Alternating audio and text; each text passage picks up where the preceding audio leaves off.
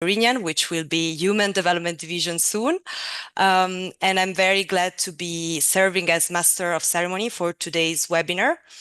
And allow me to wish for all our colleagues and participants that are serving Ramadan Karim to all of you. And I'm very happy to welcome you to this webinar of the SFS Med platform, co-organized by SIAM and the Union for Mediterranean, on justice in the field and in our plates, women's rights as a driver of sustainable food system transitions. This webinar is organized, as I said, in the context of this SFS Med platform, which is a joint initiative by FAO, SIAM, PRIMA, the Union for Mediterranean, as part of the One Planet Network Sustainable Food System program, which promotes dialogue, knowledge exchange, and collaboration for inclusive and sustainable and resilient food system across the Mediterranean. These discussions today will build on recent regional efforts, including the SIAM and UFM collaboration in the dialogue that took place in October in Cairo, which led to the declaration on empowering women entrepreneurs and innovators in the MENA agri-food sector.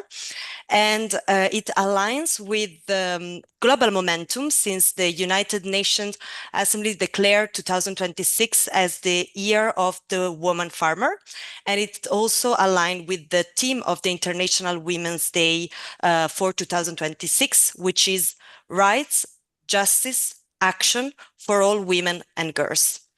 So we will have a 2 hours discussion on access to justice for women and on gender-sensitive justice mechanism in rural and agri-food context within the our shared Mediterranean region. And this discussion will be held in English. We will have institutional welcome opening remarks from the representative of the partners organization collaborating on this webinar. We will have a keynote speech and then a 1 hour panel discussion with 4 distinguished speakers and a great moderator and partner that will further develop the get into the issues and challenges that women have in assessing justice in the rural and agri-food systems. And also the distinguished speaker will be highlighting concrete initiative and potential solutions. And also we will explore the factors that made this intervention effective and how they can be replicated in all the Mediterranean region. There will be a Q&A with the public. So we really encourage you all to address your questions in the chat, and we will be monitoring it, and we will answer to most questions as possible. So now, without further ado, I'm very glad to give the floor to the representative of the partner institution organizing this webinar to officially open the discussion. And first, I would like to invite Mr. Teodoro Miano, Secretary General of SIAM, to deliver his welcoming remarks. Secretary General, the floor is yours. Thank you very much, Julia. Good afternoon to everybody. I'd like to say hi to Madame Petra Ketzmann, the Deputy Secretary General, and my compliments for the new position. Starting, dear panelists, dear moderator, ladies and gentlemen, I'm really delighted to open this webinar on the occasion of the International Women's Rights Day within the framework of International Year of the Woman Farmer 2026. Let me take just a little bit, a short moment to introduce SIAM and the essential work we do in the region. The International Center for Advanced Mediterranean Economic Studies is an intergovernmental organization created almost 65 years ago. Today, it brings together 13 member states from both shores of the Mediterranean, Middle East, the Balkans, and operates approximately across 40 different countries in the Mediterranean, in the Balkan area, in the Middle East, Sub-Saharan Africa, Far East, and additional regions.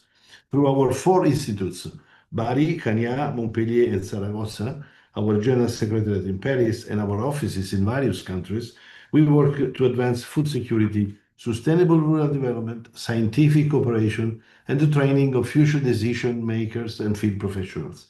Our mission is rather clear: to support the transition of Mediterranean and agricultural food system towards more sustainable models, environmentally and economically capable of addressing climate challenges, reducing inequalities, generating value, and meeting social expectations. However, without justice and equity, there can be no real transition. The theme that brings us today together, women's access to justice in rural areas and agri-food systems, therefore lies at the very heart of our mandate. Across the Mediterranean basin, women are central actors in food production, processing, and marketing, yet they continue to face structural barriers in accessing land, decent work, effective recourse mechanism, and value chain governance.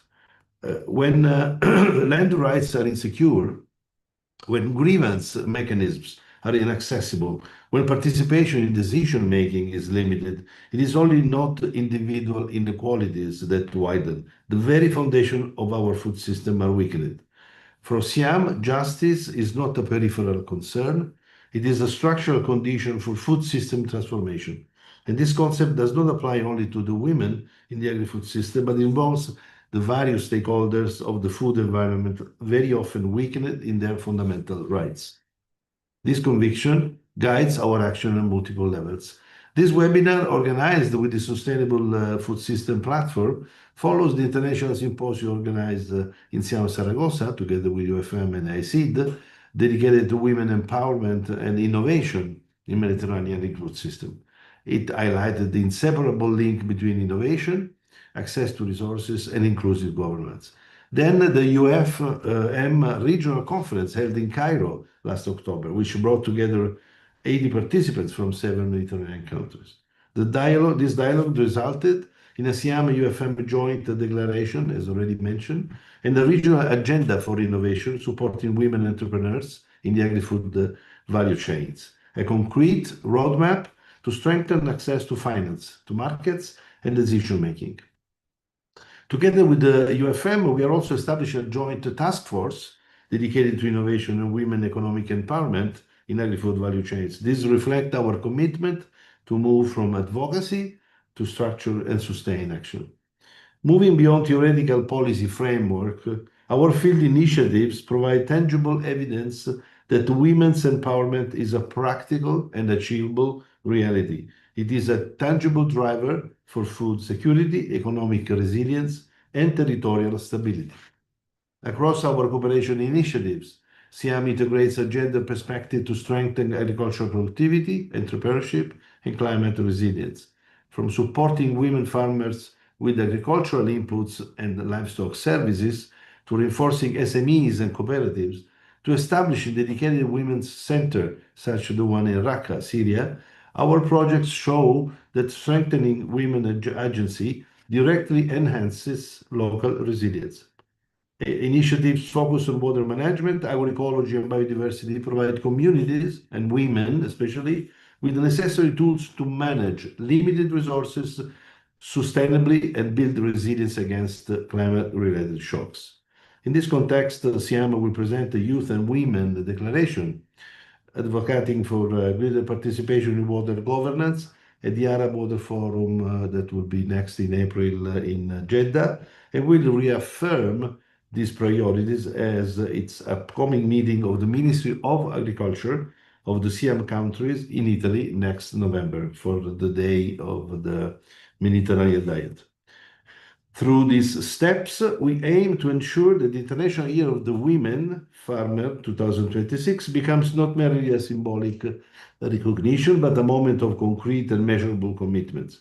Because strengthening women's role is not only about equality, it is about investing in the productivity, stability, and resilience of our Mediterranean region. This is precisely the purpose of today's discussion, to explore how access to justice, whether in land rights, labor protection, grievance mechanisms, or cooperative governance, can become a structural pillar of Mediterranean food system transformation. I warmly thank our partners from the Union for the Mediterranean and all the distinguished speakers who will share their expertise and offer their knowledge to our enlarging community. Let us use this moment not only to reflect, but to advance actionable commitments. Justice is a structural condition for food systems transformation. We are committed to dismantling barriers for women. I wish all of you a focused, forward-looking, and constructive discussion for the rest of the meeting. Thank you very much. Thank you very much, Secretary General, for setting the tone of today's meeting and also for the CM's continuous support and leadership in advancing inclusive and sustainable agri-food system in the region. I'm now very glad to give the floor to for the opening remarks to Ms. Petra Katzmann, Deputy Secretary General for Human Development at the Union for Mediterranean. Please, the floor is yours. Dear Secretary General, distinguished partners and colleagues, ladies and gentlemen, I could not wish for a more meaningful occasion to begin my mandate than the International Women's Day. At the same time, I wish we met today in a more positive regional context. Our thoughts are with those joining us from areas affected by military escalation in the Middle East, and we reaffirm the UFM's commitment to peace and justice. Because ultimately, this is what today's discussion is about: the importance of law, international, national, local, the importance of justice, and the importance of ensuring that rules and rights are not only declared, but implemented. As Secretary General Miano has just underlined, justice is not a peripheral concern in agri-food systems. It is a structural condition. Sustainability without equity is neither durable nor credible. There are two different geopolitics unfolding at the same time. One is loud, visible, power-driven, shaped by dominance, control over resources, military leverage, and the continuous erosion of respect for international norms. It is the geopolitics we read about every day. The other one is much quieter, but equally consequential: the steady long-term work of strengthening rights, institutions, participation, and accountability, of caring for people and the planet.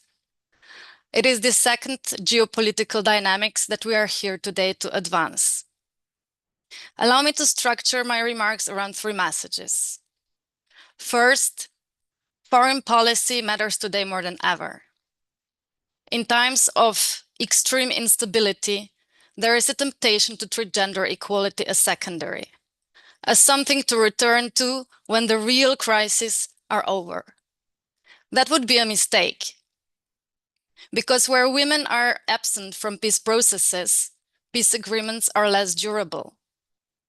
Where women are absent from decision-making, governance is weaker. Where women lack access to justice, economies underperform. Justice for women in the agri-food sector is therefore not only a sectoral issue. It is about broader social governance and stability.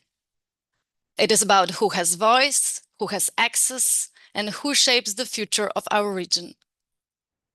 SIHAM's experience clearly demonstrates how innovation, access to resources, and inclusive governance must advance together.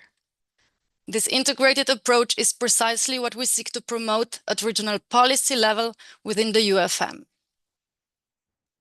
Second, this year is a politically significant year.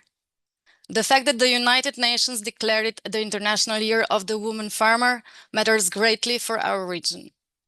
Women play a central role in Mediterranean food systems, and yet their contributions remained undervalued.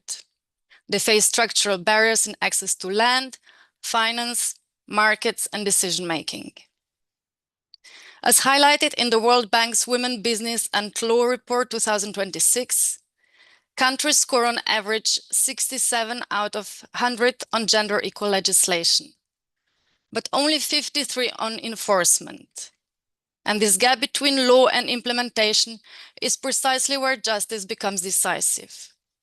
This year's International Women's Day theme, Rights, Justice, Action, reminds us that progress requires moving from commitments to accountability. And third, the Union for the Mediterranean remains firmly committed to advancing gender equality and women's empowerment. Over the past years, big progress has been made to increase women's participation. But participation is not yet parity in decision-making. We still have a long way to go to ensure gender equal governance and leadership, including in sectors such as agriculture, climate action, and research. The UFM is working to close this gap through the implementation of the 5th UFM Ministerial Declaration on Strengthening the Role of Women in Society, through the UFM Regional Platform on Women Empowerment, through activities on women's economic empowerment and the Community of Practice on Gender Equality and Climate Change. Together with CIHAM, we're advancing the already mentioned Regional Agenda for Innovation for Women Entrepreneurs in the Agri-Food Value Chain. We look forward to jointly presenting it at the policy conference this autumn, together with FAO and the European Commission.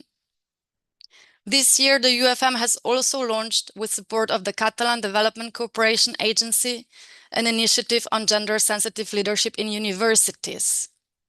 Because higher education institutions shape future leaders, and leadership cultures must reflect equality from the start.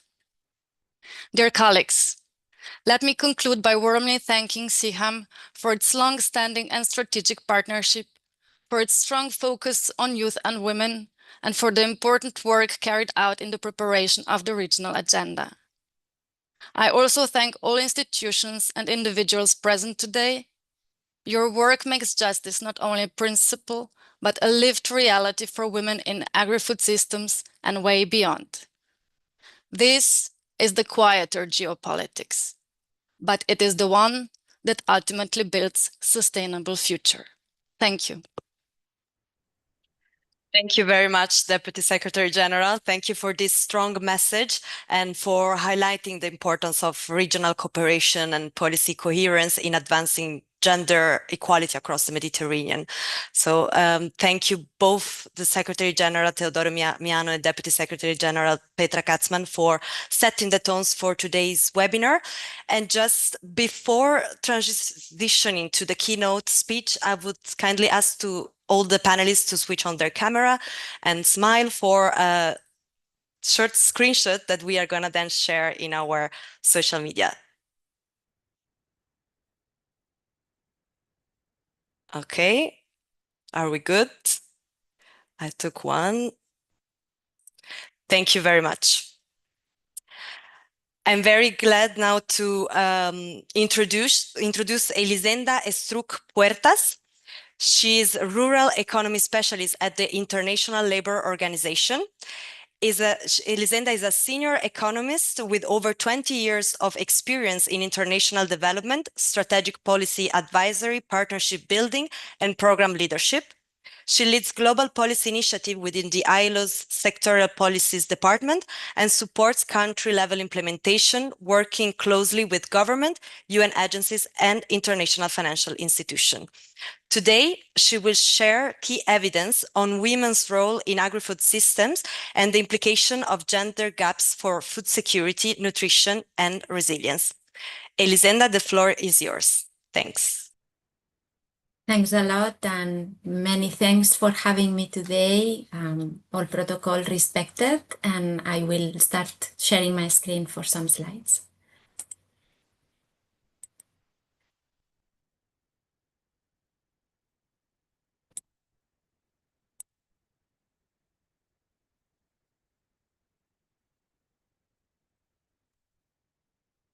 Please, Julia, could you confirm you see my slide? Yes? Confirmed, yes. Okay, then off I go. So thanks very much for having me here today in this special occasion, despite all the unfortunate circumstances that have been mentioned and all the solidarity to those that are joining us in these difficult moments.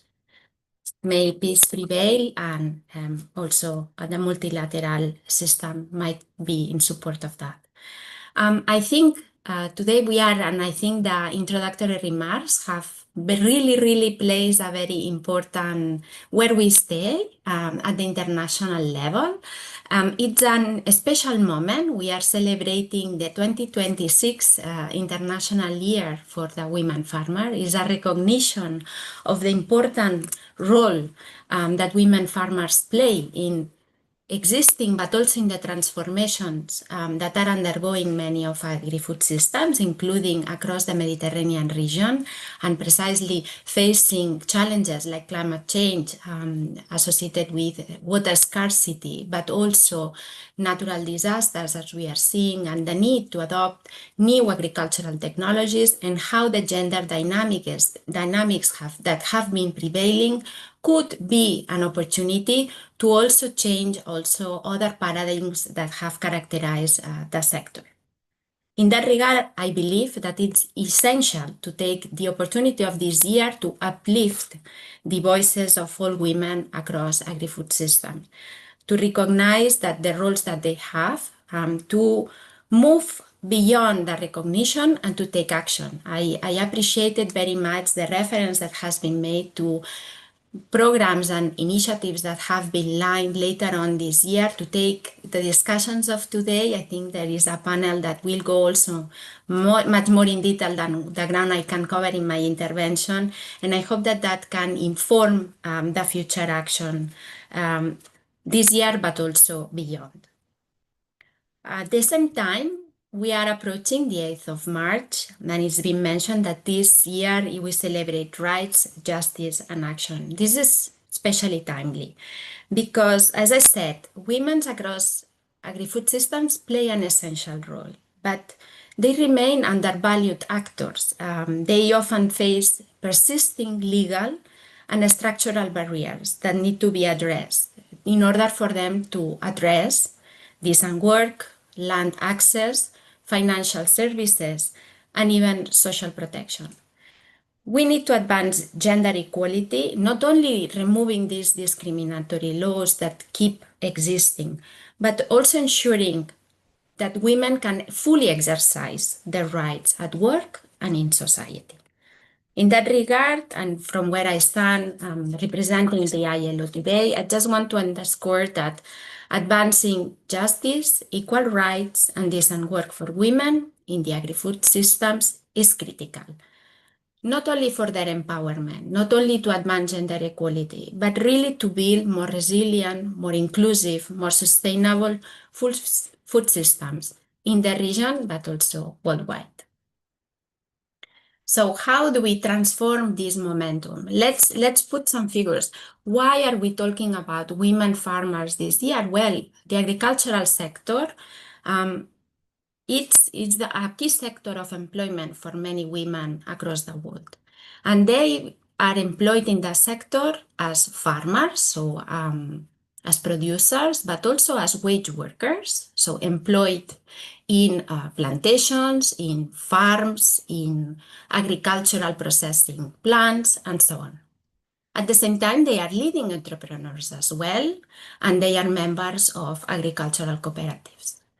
Many women, at the same time, we need to recognize that are employed as contributing family workers or as informal on-account workers, which makes them remain almost invisible and their role in the sector, it's almost muted because they are not reflected in official statistics, or they might be excluded actually from accessing even social protection and other mechanisms that would allow them to really be empowered.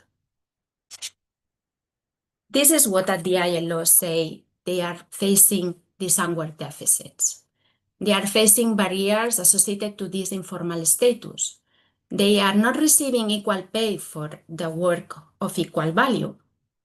They are exposed to hazards, including violence and harassment, and there will be more on that.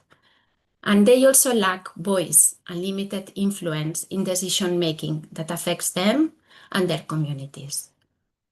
At the same time, we need to recognize this double burden that many women have, not only in the agri-food system, but in general, this unpaid household and care work that is not sufficiently recognized in societies and that has a limitation in terms of accessing paid and decent work.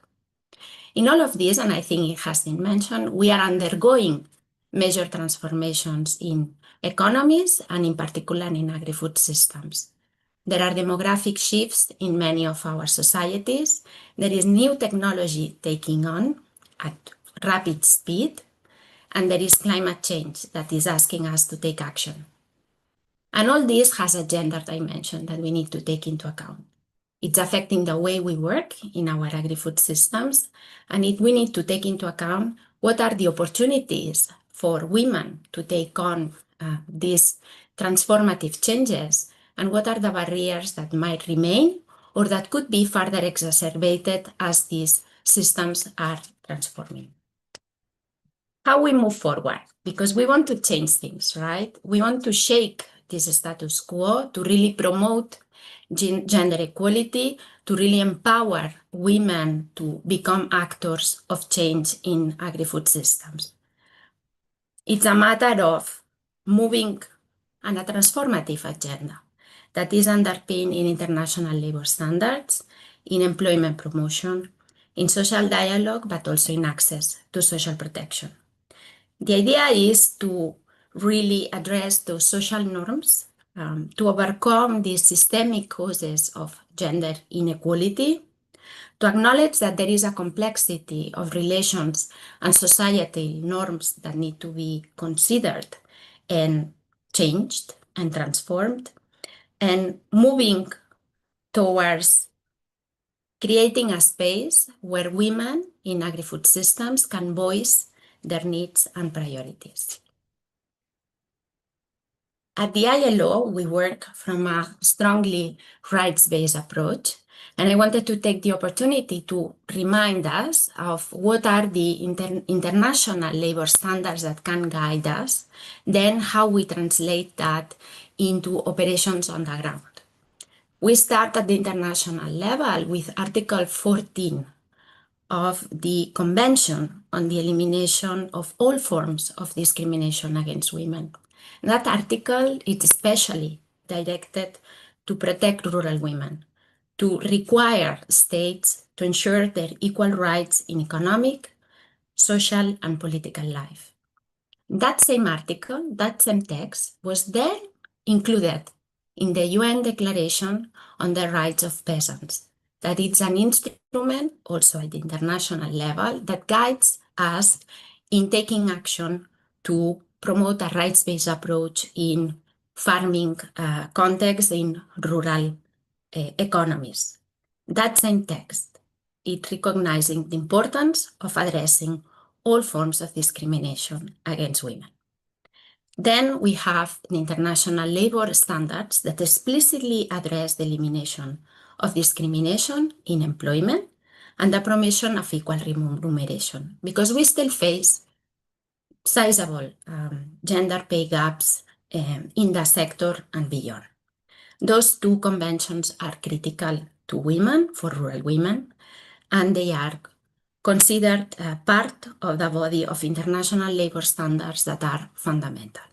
All member states of the ILO are asked to respect them. There are also key conventions that play a role in terms of the promotion of gender equality and women's economic empowerment, including for women farmers, that apply to workers with family responsibilities, maternity protection, and so on and so forth, as well as the Violence and Harassment Convention 190. And importantly, there are a number of sectoral international labor standards that give us guidance towards a rights-based approach also in the agriculture sector, so in agri-food systems by and large as well.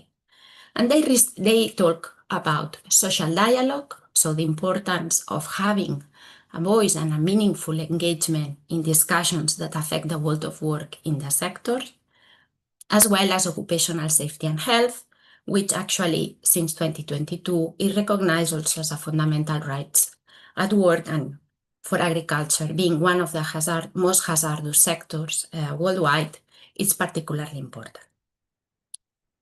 Then these are legally binding instruments. We have also sectoral tools that give us policy guidance. And in that regard, the policy guidelines for the promotion of decent work in the agri-food sector provide us priority actions that need to be taken in order to advance decent work. And that includes gender equality and women's economic empowerment. And I will elaborate a little bit on that, building on the guidance that these policy guidelines provide us specific to the agri-food sector. I'm building also on examples from the field that as ILO we have promoted and in supporting our constituents. First and foremost, let me start by saying, well, let's give the possibility and access for rural women or women in agri-food systems to participate and to have the opportunity to develop their businesses, to find a job, to have the skills to perform that job.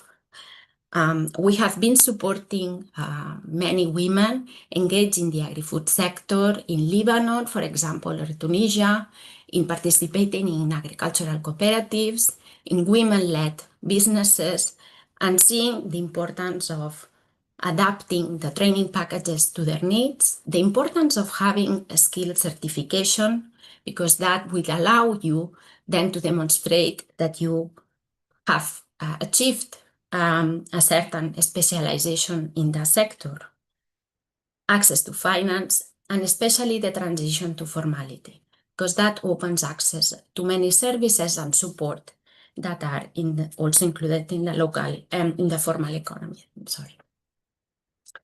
An important aspect associated to the fact that many women, as I was saying, are in the informal economy and informal employment, and the fact that there is an intersectionality associated with the fact of being a woman and being in a sector like the agri-food system or being located in a remote rural area, that prevents and creates certain additional barriers to access certain services and including also social protection.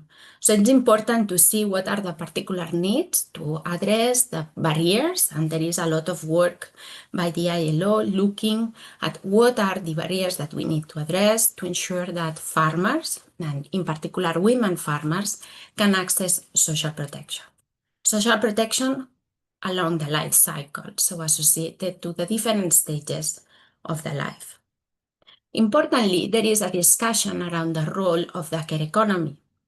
And we need to also think of what is the importance that it can have in context and in complementing the efforts that women farmers have in the agri-food systems. Let's remember what I said about the burden that unpaid care work has in preventing having access to productive and decent employment.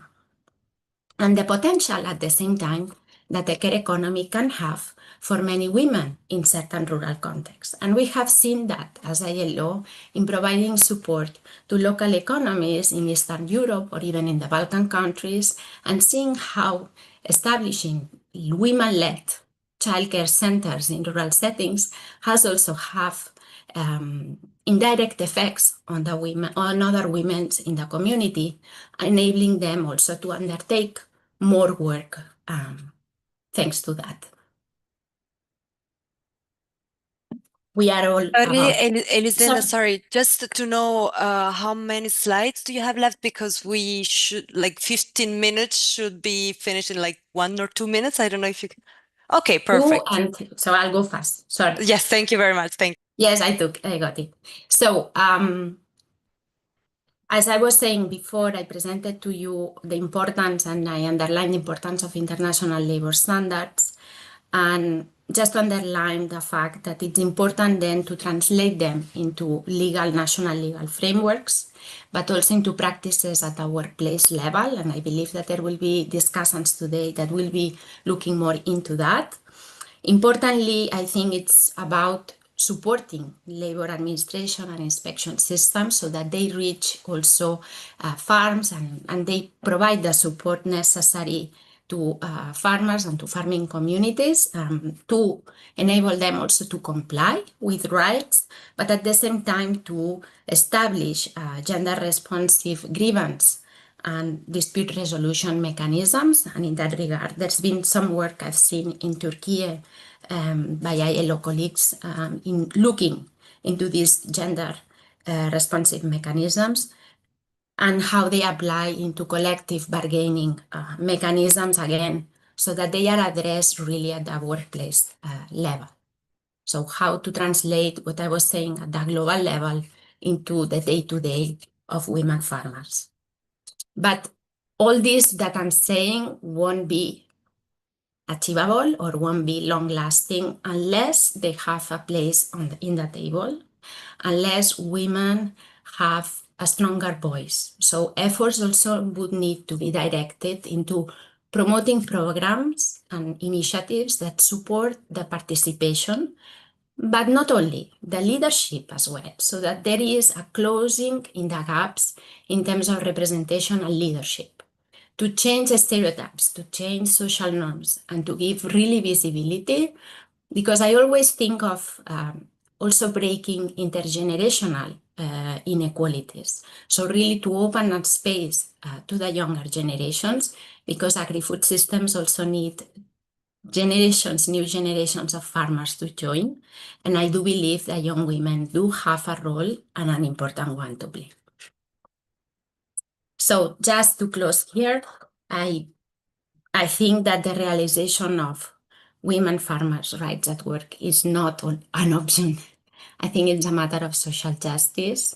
As we see it from the ILO, it's key to advance gender equality, women's economic empowerment, ensuring that the women really can realize their rights at work, that they can access the resources, and as I said, that they can participate, meaningfully participate.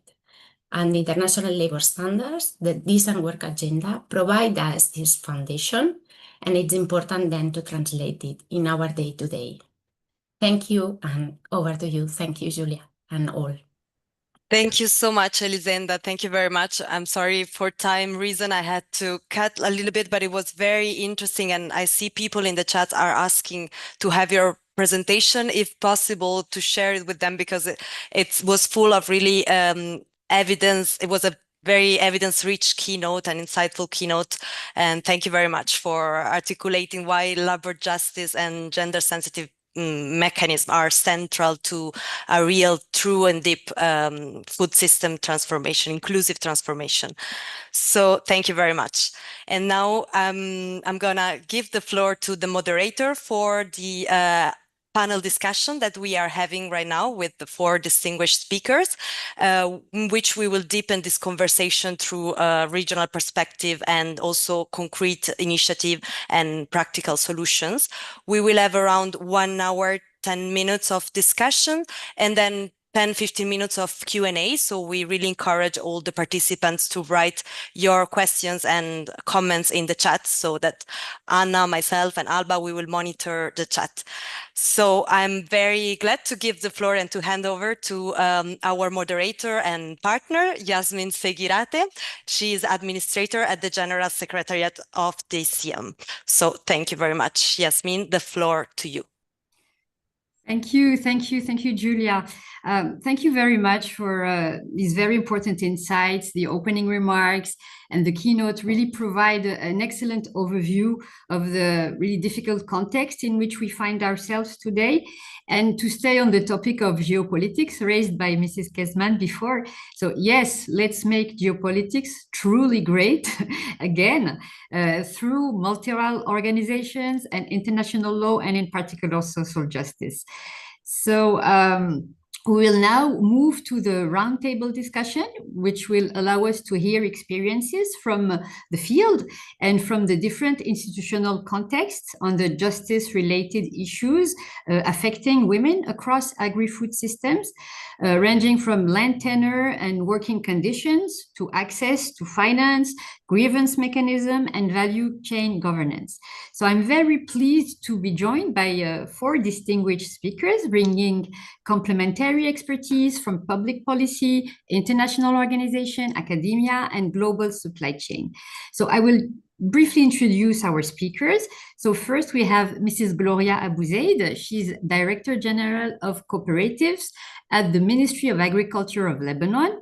She previously served as President of the Green Plan at the Ministry of Agriculture from 2000 and 2017, and has managed several development programs funded by international partners, including the World Bank. She also served as Lebanon governor to the International Fund for Agriculture Development. We have also around the table Mrs. Nisreen Lahem. She's climate change adaptation and greening agriculture specialist at the FAO regional office for the Near East and North Africa. She has extensive experience working on agriculture, water, and climate programs with organizations such as the Arab Organization for Agriculture Development, or IFAD. Oh, no, sorry, International Management Institute, or GIZ. We also are joined by Mrs. Ella Frankel. She's Senior Advisor on Food, Farming and Fisheries at the Ethical Trading Initiative. She has more than a decade of experience working on human rights and sustainability in global food supply chain across Europe, Southeast Asia, and Africa, in both the private and non-profit sector. And finally, we have Dr. Zeina Jalad. So she's director of the Palestine Land Studies Center at the American University of Beirut. Her research focuses on human rights, international law, and sustainability in the Arab region. And she brings more than 20 years of experience working with UN agency across the MENA region, Switzerland, and also in Asia. Before we start the discussion, just let me thank in particular Zeina and Gloria, because they are joining today from Lebanon in a particular very complicated circumstances. Our thoughts and hearts are with you and with the Lebanese people. So I will just say 2 words about how the format, the format of this discussion. So we will have 2 rounds of questions. Each speaker will be invited to respond to 1 question in each round, with approximately 5 to 7 minutes per intervention. The first round will focus on the institutional perspective and the main justice challenges faced by women in agri-food system. The second round will focus on concrete initiatives, solutions, or policy pathways that can help strengthen women's access to justice.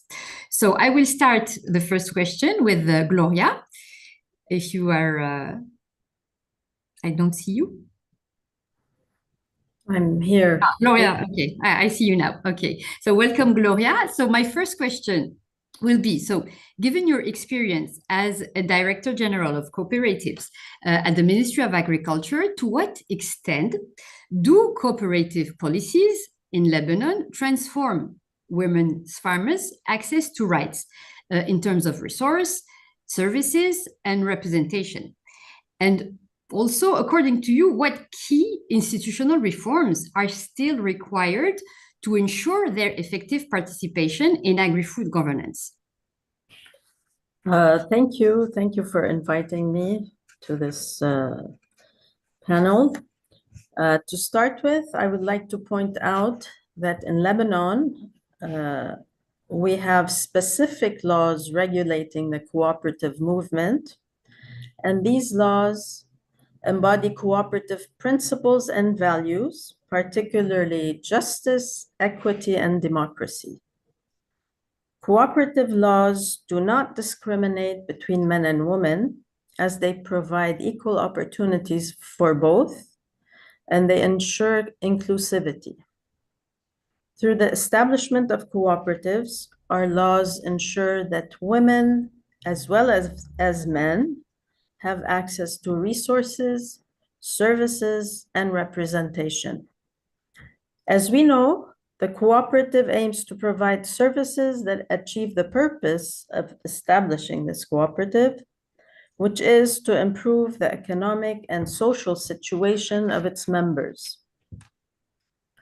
The cooperative ensures that members have access to all services that lead to increased income and reduced production costs, in addition to training and capacity building services that enhance the status of women and empower them economically and socially, enabling them to make informed decisions to develop their projects. These cooperatives, as well as their members, can benefit from loans through what we have in Lebanon through the Cooperative Credit Union. This union aims to ensure the sustainability of economic projects implemented by the cooperatives through concessional loans it provides to the cooperatives and or to their members. On the representation level, the cooperative laws take into account the collective system and ensure women have administrative and leadership roles where they represent the cooperative before officials and other authorities.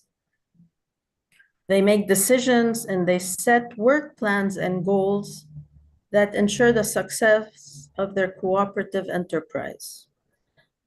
A last point with this respect, I would like to mention that the General Directorate of Cooperatives has a permanent committee for cooperative training whose tasks include training members of cooperatives and building their capacities, which makes cooperatives an effective tool in building women's capacities, ensuring their economic growth, and ultimately guaranteeing access to services and resources.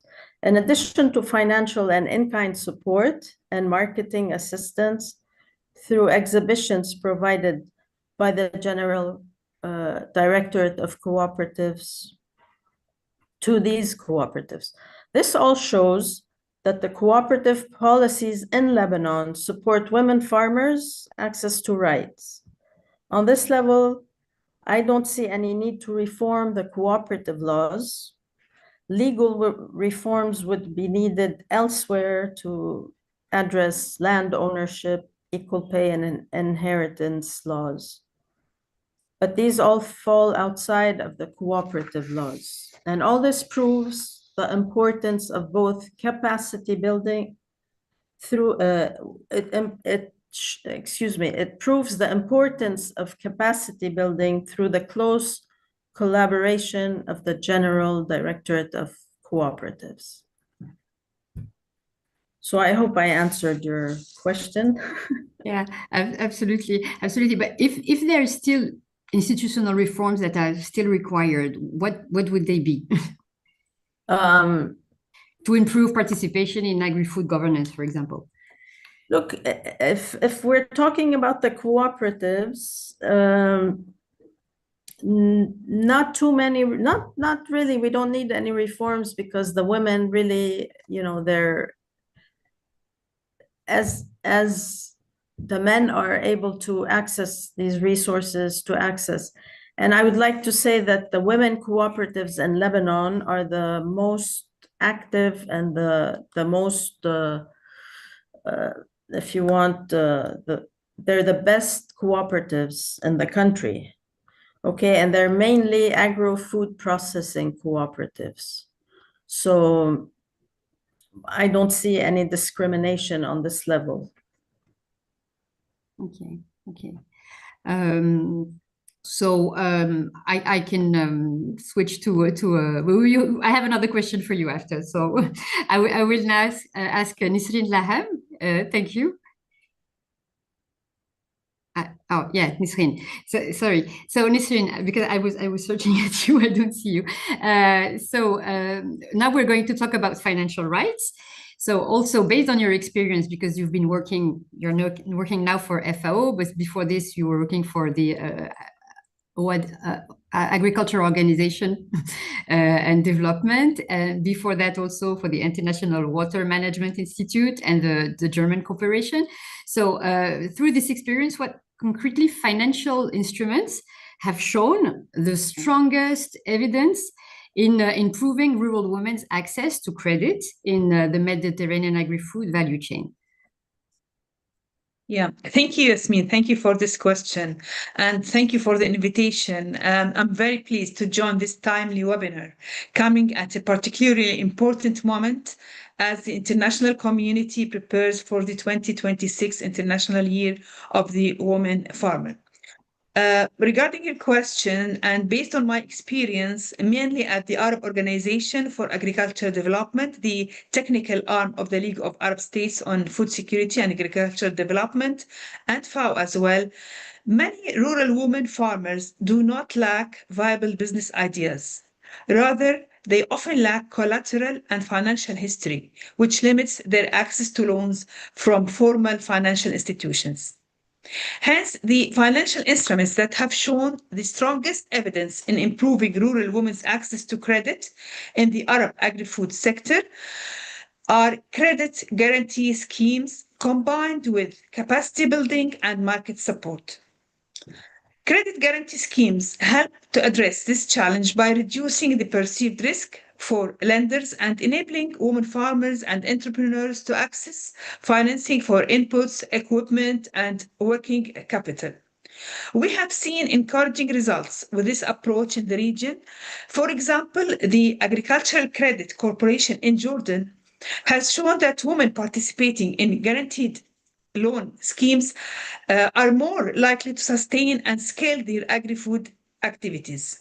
Similarly, the Arab Organization for Agricultural Development, or AOD, I'll mention it, has implemented initiatives mainly in Sudan, where the organization acts as a guarantor for smallholder farmers, women farmers, while also aggregating women in associations and providing them with training and technical support, which has significantly expanded women's access to finance and created enormous impacts on their livelihoods. Building on this experience, AOD is currently developing a regional initiative in several Arab countries, including Jordan, Tunisia, Egypt, Sudan, and Syria, where the organization acts as a guarantor for small loans to women farmers, while also providing non-financial services such as training and business development supported by the Arab Union for Agricultural Industries. In fact, this approach was reinforced during a high-level regional dialogue on women's empowerment and access to finance to promote circular agriculture in the Arab region, which was organized last year by AOD and FAO, also with the participation of UFM and SIAM.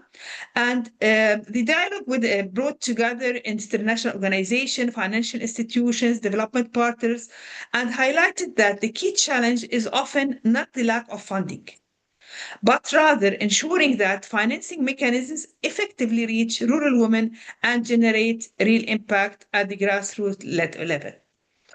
Other promising instruments include blended finance mechanisms, which combine concessional and commercial funds to de-risk investments for women in agri-food system or enterprises, grouping lending and cooperative-based microfinance, which rely on social guarantees. Also, just to mention another tool, which is digital financing services, which also provide we've been proving that they are effective tools helping to reach women, especially in remote rural areas, particularly when they are linked to extension services and value chain development. So the key lesson here is that finance alone is not sufficient. The most effective models combine credit guarantees, training, financial literacy, and market access, which enable rural women to strengthen their business and become more effective and active actors in the agri-food systems. And as mentioned by Teodoro, the Secretary General of SIAM, in his introductory words, access to resources, innovation, and finance have to come together. Thank you. Thank you, Nesrine. I will now give the floor to Ella. The Ethical Trading Initiative works across companies, trade unions, NGOs to improve human rights in supply chains. From this perspective, where do you see the most critical justice gaps affecting women in our region and in the agri-food value chain, and particularly in the relation to informal work, access to grievance mechanism, and protection from retaliation. Thank you. Thank you for the invitation to join this discussion. It's a pleasure to be part of the conversation and to echo our previous speakers in the framing of this year's International Women's Day theme and the United Nations declared 2026 International Year of the Woman Farmer. Let me first briefly introduce the Ethical Trading Initiative, ETI, for those who aren't familiar with us. ETI is an alliance of companies, NGOs, and trade unions working together to advance human rights in global supply chains. We convene and collaborate with key stakeholders to improve business transparency and accountability and bring about positive change in supply chains. The topic today is especially pertinent. As it's already mentioned, but I'd like to echo, gender equality is not only a matter of human rights, but it's essential to building fair, resilient, and sustainable global supply chains. Yet women working in supply chains, including in the agri-food value chains, remain disproportionately affected by discrimination, low pay, insecure work, and gender-based violence and harassment. As already mentioned in the slides earlier, women constitute over half of the world's agricultural workforce and more in certain countries. However, they're concentrated in low-paid and insecure positions with limited opportunity for progression. They frequently work without permanent contracts, working instead in more precarious circumstances as seasonal, informal, part-time, or temporary workers. Women workers are frequently underrepresented in leadership or decision-making spaces. What we see is that by pushing women to the bottom of the employment hierarchy, the resulting power relations increase the risk of sexual coercion and harassment. Alongside a range of social and institutional norms and practices, this contributes to an environment in which women's opportunities are restricted and their exposure to sexual abuse, discrimination, and harassment heightened. Precarious work can also obstruct women from accessing legal protection or union representation. Labour informality, subcontracting arrangements, and long, often complex supply chains can further exacerbate these issues. A study by the ILO in 2018 found, and I quote, non-standard forms of work, including temporary work and informal work, are key factors in creating power differentials for perpetrators to carry out sexual violence and harassment against women workers. This reality presents significant barriers to accessing justice. From a supply chain perspective, which I'll speak to for the majority of my intervention, even where legal protections may be weak or poorly enforced, businesses should nonetheless strive to provide meaningful remedy and routes to justice. However, as I've just mentioned, and previously before by other speakers, agri-food value chains often rely on low-paid, flexible labour, often supplied by migrant and seasonal workers, who often lack access to effective representation and operational grievance and remedy mechanisms. To take these in turn, the right to freedom of association is a fundamental and enabling right, which supports the realisation of several other human rights. Organised workers with strong representation and leadership from women can negotiate improved terms and conditions in collective bargaining agreements, including specific measures to address gender discrimination and gender-based violence and harassment. Workers should have the freedom to choose how they organise for collective representation, and businesses should recognise and engage with independent trade unions, which are the effective and legitimate form of worker representation rooted in freedom of association.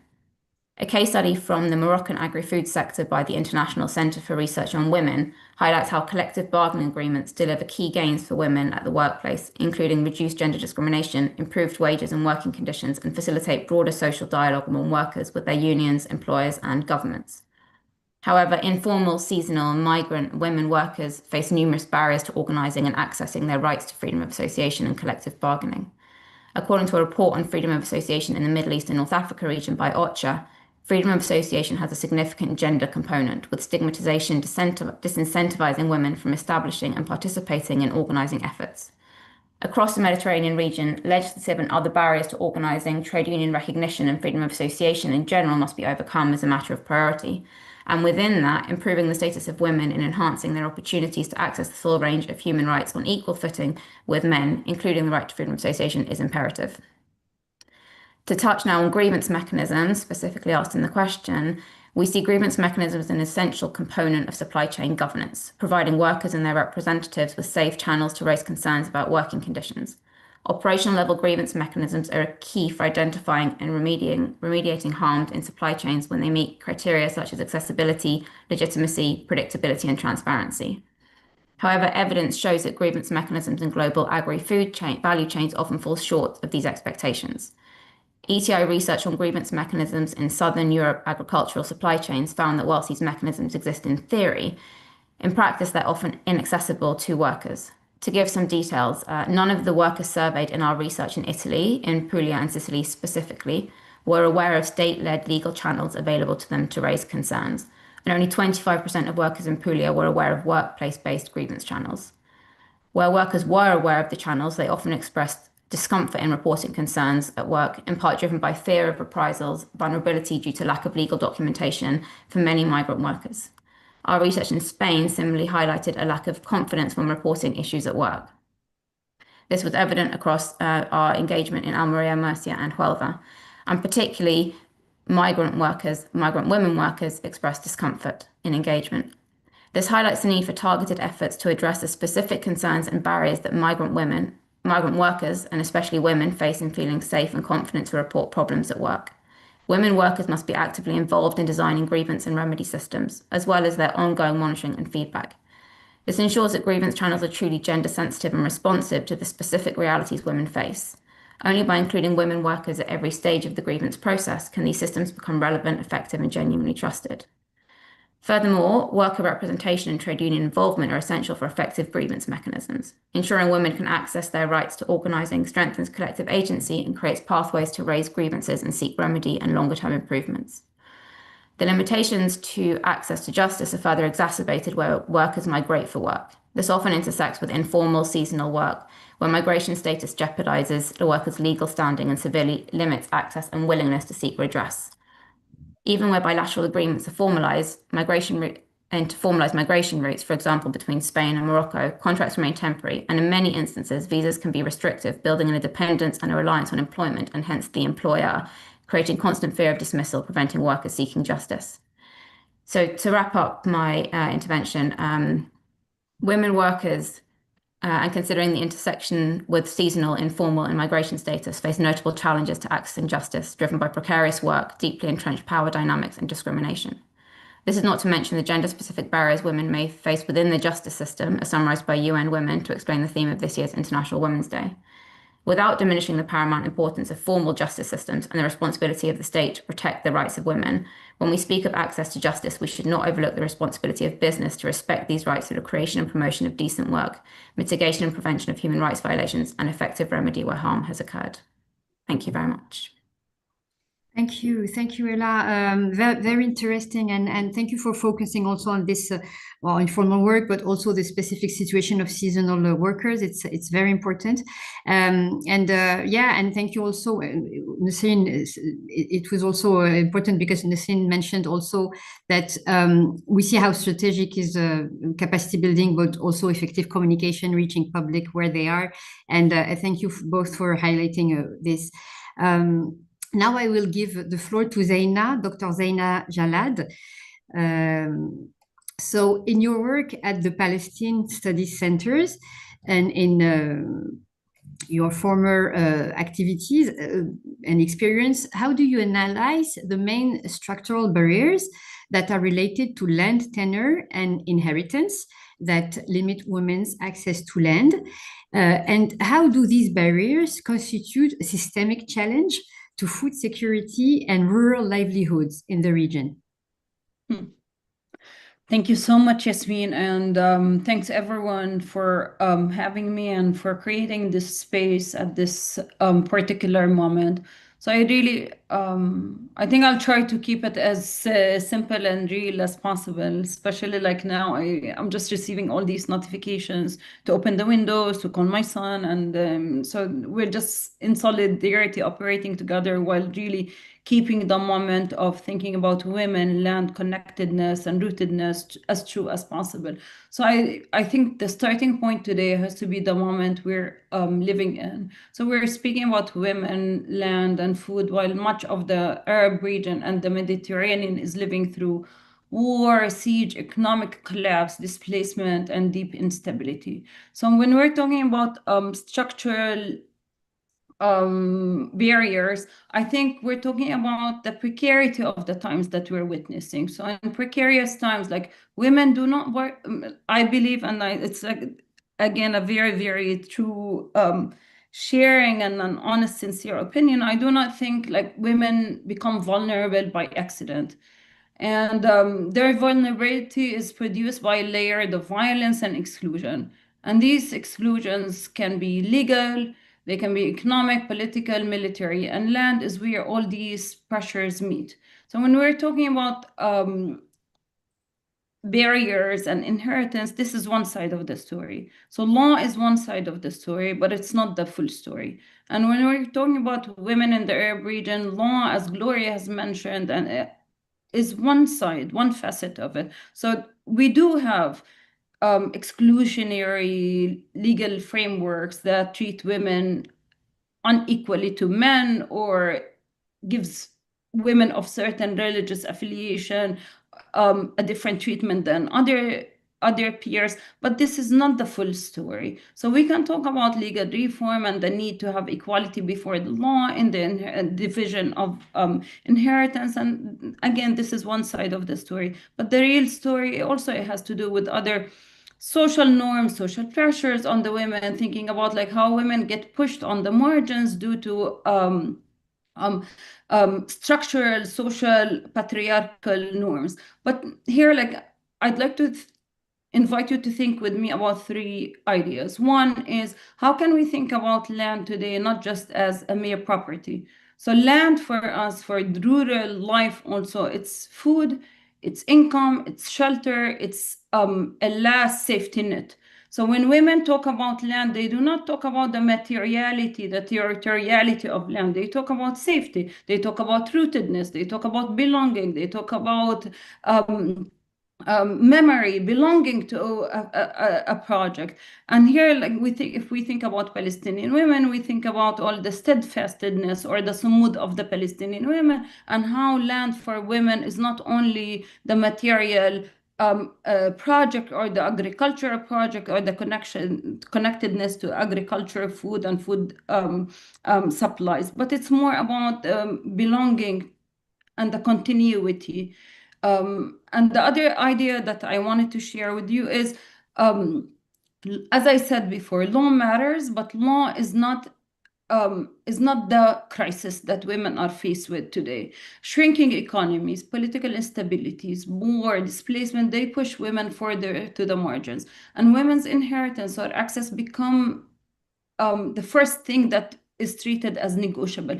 I think it was mentioned earlier, I think in the previous keynote session, when gender equality or gender issues, they become secondary. And here inheritance becomes negotiable, and inheritance becomes, or access to resources becomes negotiable.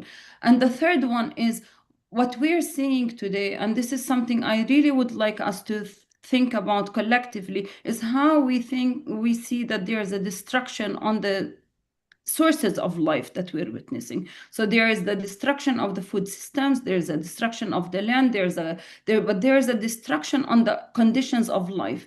And this is where we see today emergence of a new language. So we see you use the language of barriers, but there's also another emergence of language that we really need to think about law in times of rupture, how law is not efficient enough, and how there are new logics that are being emerging. Like we think about like all what we witness in Gaza. We think about ecocide, herbicide, domicide, sociocide, domicide. There's a new language that articulates really the destruction of the conditions of life. So we think about farms, water systems, homes, the landscape is being destroyed. So in these places, like if we think about Gaza, it's not about women do not have access to land because of the mere impossibility of accessing the land, but we have a big issue. Full families are being erased from civil registries, right? And so if families are being erased from civil registries, how can we document inheritance? How can we document belonging? How can we document who owns the land? In Lebanon now, we're witnessing as we speak, like invasions in the southern parts of Lebanon, and Dahye, in Burj al-Barajne. So what we're witnessing a different moment that is not only rooted in the failure of law or the failure of international law or the power of the tyrant, but we're witnessing a moment of destruction where records are being destroyed, archives are being destroyed, courts are being destroyed, the justice system is being destroyed. In Gaza, more than 150 lawyers have been killed, more than 90 judges were killed. Colleagues of mine, they're living in tents now. The courts are being destroyed. So how can we think about access to justice, access to rights, access to possibilities, women in the field when the field itself is under rubble? And this is where I would like to conclude when we think about today Palestine or Lebanon or Sudan or Yemen or Libya are cases where we are sharing moments of catastrophes, moments of chaos, moments where women's land's vulnerability is part of a wider web of violence. When women lose lands, they lose food security, they lose rural livelihood, and they lose dignity. And this is not a side issue, this is a central issue. And when we think about Gaza, like when there is a humanitarian aid blockade or full blockade, or a drip feed that people are being counted into calories and they are being numbers. So we cannot think about access to land and agricultural rights, but people are being reduced into calories and numbers. So how can we be honest, connected, and reflective when we are thinking about how can we answer the current moment in full honesty and full realization? So again, like we're sitting in this room together while we are really under a threat of bombardment in any moment. And this is coming from an honest commitment to an agenda that can help us all as women. So thank you. Yeah, thank you. Thank you so much. What can I add to this honest response and very inspiring and insightful answer?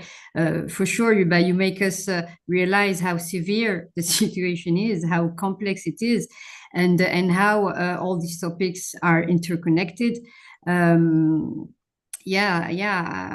don't know what I can add more. Apart we agree. at least at SIAM we are really in line with what you are mentioning, and these it's part of our mission, our work to consider and to connect what you were mentioning about sustainability of food, of agriculture, rural areas, and for sure. Thank you for this intervention. I will now try to have this second round of question. The idea was to have, even though the context is very particular, the idea was to have a second round of question where we will focus more on concrete solution, initiative or policies that will help strengthen women's access to justice in agri-food systems. So I will ask Gloria if you're connected, if you're with us, because I don't see you. Yes, I'm here. Yeah, okay, nice to hear you, Gloria.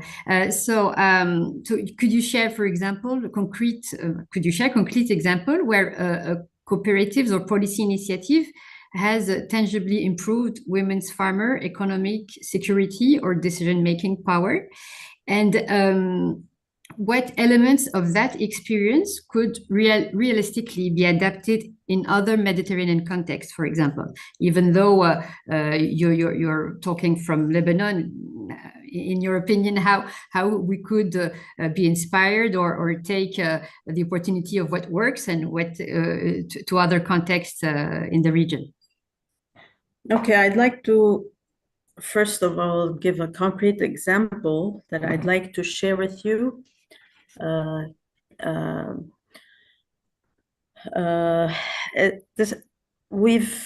we've had several projects with different partners on cooperatives, and many of the projects are they target women cooperatives.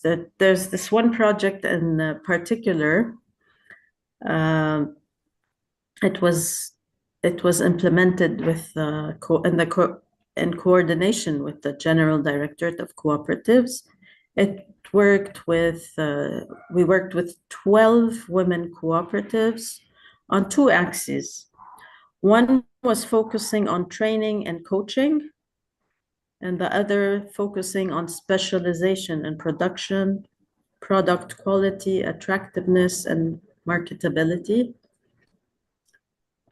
These cooperatives were selected based on an objective selection criteria, but we took like 4 cooperatives that were relatively strong working, 4 cooperatives that are medium, and 4 that were very weak. And the results were very obvious and impressive. By the end of the project, the members of these cooperatives had reached a really advanced level, both in terms of management, data analysis, decision-making, setting annual work programs, which they never did before, and defining their goals. We confirmed this through our monitoring of these cooperatives and through the quality of the products that we saw at the different cooperative fairs that we organized. So coaching these cooperatives, we inherited a problem. I think many places around the Mediterranean, not of the more advanced countries, but have the same problem, and that is many of these cooperatives are established just to channel funds, and then they get these funds and they don't know what to do with them, or they spend them but not on their cooperative project. So by coaching them, by building their capacity, it was, you could see the effect of these projects on these women, and we moved them from one place to another. Of course, we improved their governance, their well-being, which reflected on everything else. So this is a concrete example. Thank you. Thank you very much. Now I will give the floor to Nisreen. So considering your work on the food water security in the MEDA region, how, from your perspective, circular economy models in agri-food system can be designed to generate economic inclusion and decent income opportunities for these women? Yeah, thank you, Yasmin. Referring also to the high-level regional dialogue on women's empowerment and access to finance, which I mentioned in my previous intervention, it has showed that women are often leading circular and green innovations. This is a reality in our region.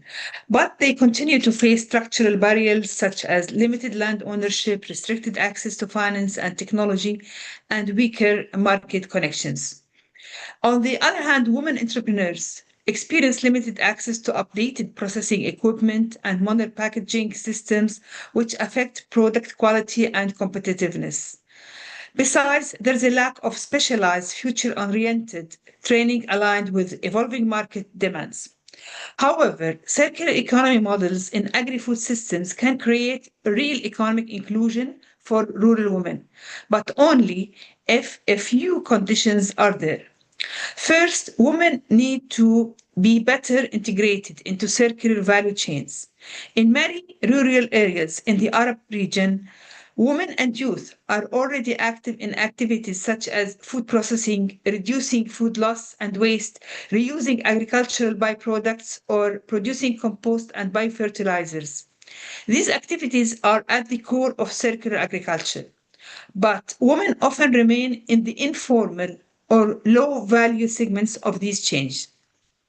So, targeted training, technology access, and support for women-led enterprises can help them move into higher value activities. Second, access to finance and market is essential. Circular solutions such as small-scale processing, recycling agricultural residues, or water reuse often require initial investments in equipment and technology. Again, we go to financial instruments such as credit guarantees, blended finance, and grant-based seed funding, which have to be combined with stronger market linkages to help women turn these sustainable practices into viable and profitable businesses. Third, we need strong enabling ecosystem.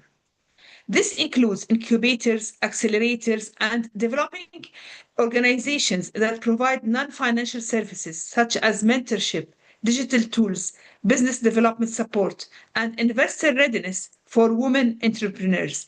And there are many initiatives in the region, in the MENA region, for boosting agribusiness and incubators, specifically with a gender component for women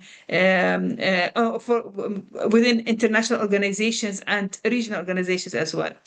So in short, for circular agri-food systems to create decent income opportunities for rural women, we need to combine finance, technology, innovation, skills, and supportive policies.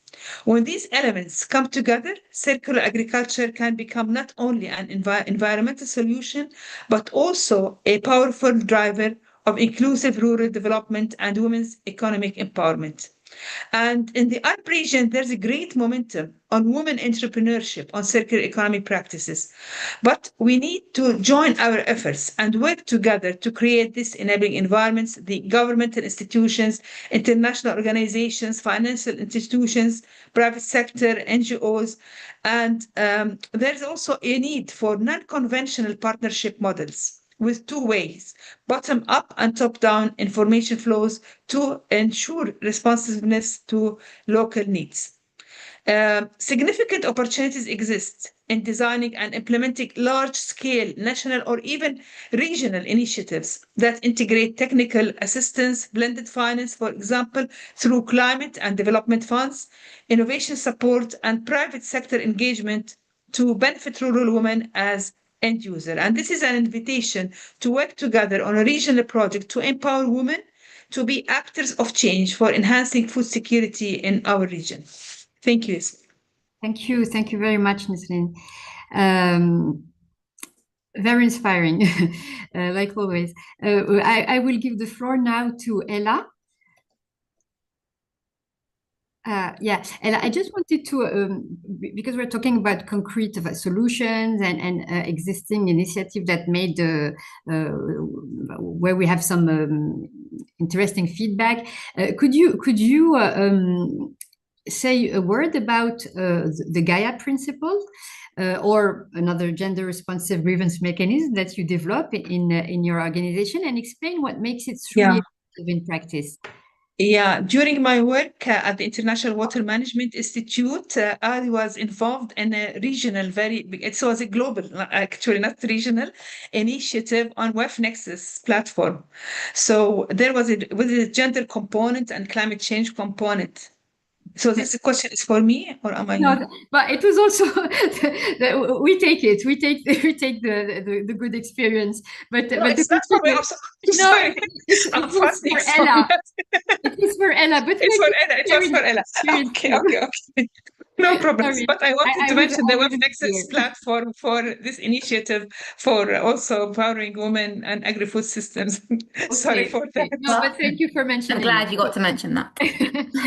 So the question was for Ella. Thank you. Thank you. Okay. Sorry, Ella. No, not at all. Before I start a few brief remarks, I just want to acknowledge the thoughtful interventions made by other speakers, challenging us to reframe the conversation, reflect on the language that we're using, and highlight the reality in which we're operating. I think that's all very important food for thought in the moment that we currently find ourselves. As I mentioned, though, I'm mainly going to speak from the perspective of business and global supply chain accountability. And within that framing of business and employment relations, we all have the right to work in safe environments free from violence and harassment. Gender-based violence and harassment can affect people of any gender, and when it occurs, it often harms the physical and mental well-being of victims and survivors. To ensure workplaces are safe, employers have a responsibility to take action to prevent and respond to gender-based violence and harassment, which I'll refer to as GBVH for interest of time. And workers should feel safe to speak up without fear for their personal safety, job loss, or other negative consequences. We've recently launched the ETI Gaia Gender Action in Agriculture Principles, which have been co-created to address gender-based violence and harassment in commercial agriculture and fisheries supply chains. I wanted to first just briefly highlight the need we saw for creating such a set of principles before I go into them in some more detail. GBVH in global supply chains often remains ignored and invisible to many of the stakeholders involved in the chains. One of the key reasons is that the tools and methodologies commonly used to assess supply chain risks, such as ethical audits or certification schemes, consistently fail to detect these issues and frequently underreport how widespread they truly are. So in reality, what we see is that the tools most widely relied upon by business today are simply not adequate to uncover or fully understand or effectively address GBVH. The second is that brands, retailers, and buying companies, those that sell on to consumers, expect an adherence from their suppliers to numerous requirements, codes, but they often don't accompany that with commitments that they themselves will make to enable such conditions to be met by suppliers. We often hear from suppliers that they're being asked by their customers to deliver against a plethora of standards, audits, codes, projects, and so on. So many competing requests for seemingly similar objectives that it dilutes the attention and spreads resources thinly and prevents targeted and ongoing investment in addressing the root causes. Thanks for sharing the slides. If we can go to the next slide, please. The third is that we see that not only is there a plethora of expectations, but these expectations tend to be top-down and one-directional in nature. They don't necessarily speak to the realities of those that are experiencing the issues or directly responding to them. Very infrequently do these involve genuine dialogue with workers and their representatives. By not embedding dialogue into design or implementation, actions and improvements do not reflect the reality and the need on the ground.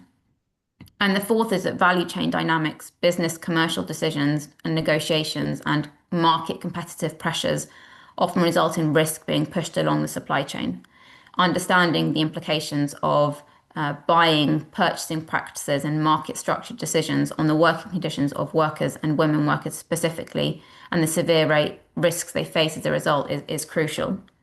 So what we saw and responded to is that there needs to be an alternative to codes and audits.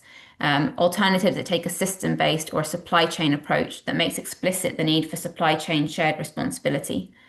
Importantly, alternatives that enable workers, women in particular, to shape the agenda in terms of framing the problem and the solutions, and which put the right to organising as foundational to its efforts. And that's exactly what we try to embed in the principles. So if we go to the next slide, please. These principles were developed through a participatory and inclusive approach by actively working with businesses along the value chain, NGOs, trade unions, and multilateral organisations. We engaged representatives from over 90 companies and organisations. We worked specifically in depth in supply chains in Kenya and South Africa in the agri-food sector, but the application and the risks that we see are global in nature. And what we agreed through these engagements was that there needed to be a set of principles that could align stakeholders and allow them to effectively coordinate their actions to address the root causes of GBVH. If you go to the next slide, please. The big reveal, here they are. You probably can't read them all now, but we can share resources afterwards, hopefully.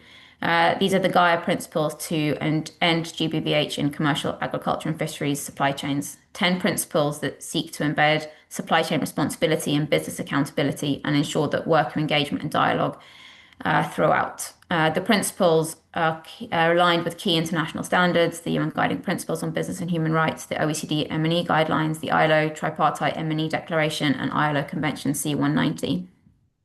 It's a framework for all businesses that sets out key components of a gender-responsive human rights due diligence approach. The framework sets out principles for businesses when they employ workers, when they purchase services such as security or recruitment of workers, and when they purchase products such as fruit, canned seafood, flowers, and others. A gender-responsive approach recognizes that gender intersects with other social characteristics such as ethnicity, shaping workers' experiences differently. These need to be taken into consideration when actively addressing the root causes. And this is best done by determining actions with workers themselves, by ensuring workers can represent their needs and raise their concerns, and engage with employers constructively. As mentioned previously, freedom of association and collective bargaining form the foundation of these principles as enabling rights to lead to workers, especially women, being able to collectively raise their voice. Throughout the principles, there is highlighted specific action for co-creation and dialogue and joint implementation with workers and their representatives. And we seek to demonstrate how this practically looks across a whole set of different actions that need to be undertaken, whether that's on development of policies, on reporting of issues, on remediation of incidents. There were two other aspects that we thought important to highlight.